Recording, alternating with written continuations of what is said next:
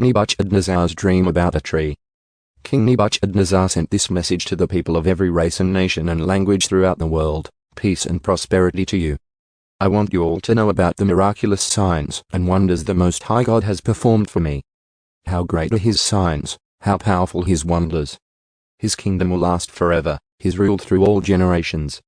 I, Nebuchadnezzar, was living in my palace in comfort and prosperity. But one night I had a dream that frightened me. I saw visions that terrified me as I lay in my bed. So I issued an order calling in all the wise men of Babylon, so they could tell me what my dream meant. When all the magicians, enchanters, astrologers, and fortune tellers came in, I told them the dream, but they could not tell me what it meant. At last Daniel came in before me, and I told him the dream.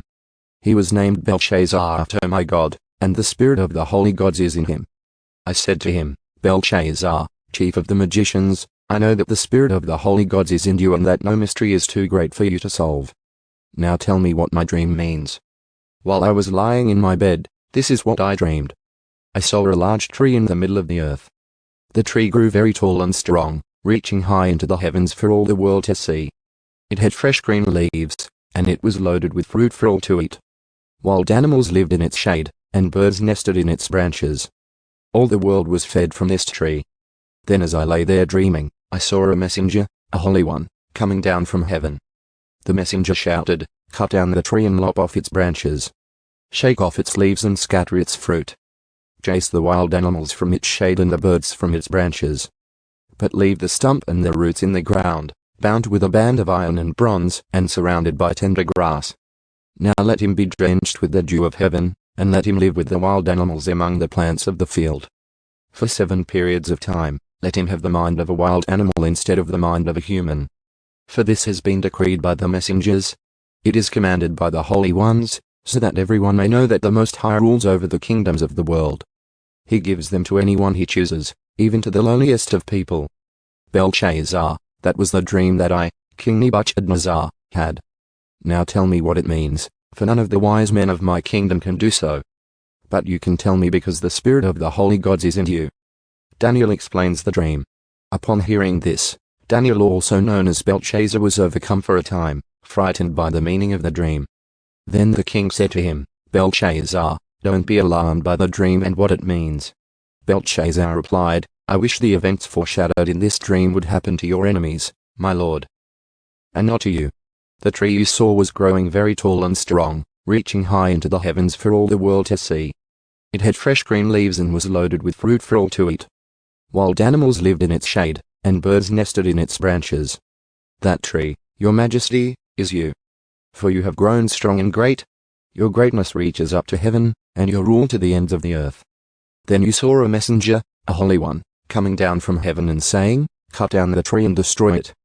But leave the stump and the roots in the ground, bound with a band of iron and bronze and surrounded by tender grass. Let him be drenched with the dew of heaven. Let him live with the animals of the field for 7 periods of time.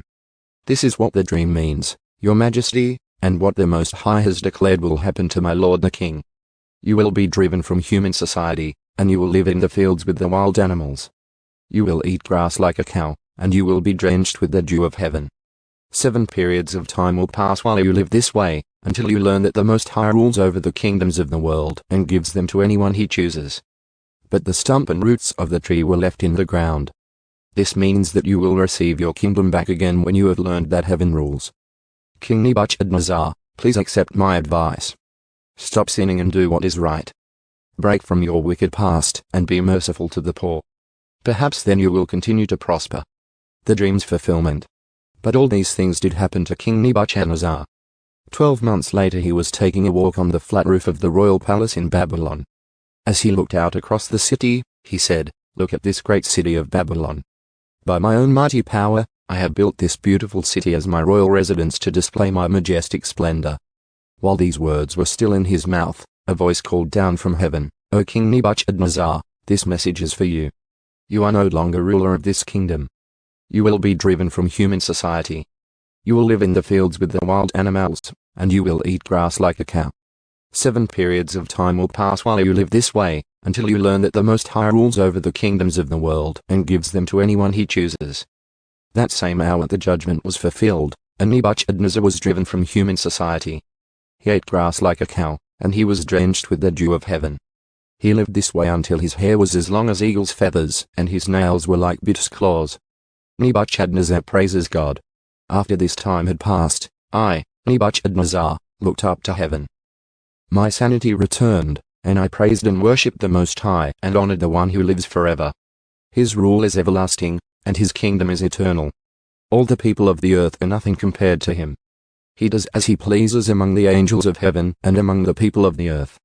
No one can stop him or say to him, "What do you mean by doing these things?" When my sanity returned to me, so did my honor and glory and kingdom. My advisors and nobles sought me out, and I was restored as head of my kingdom, with even greater honor than before. Now I, Nebuchadnezzar, praise and glorify and honor the King of heaven. All his acts are just and true, and he is able to humble the proud.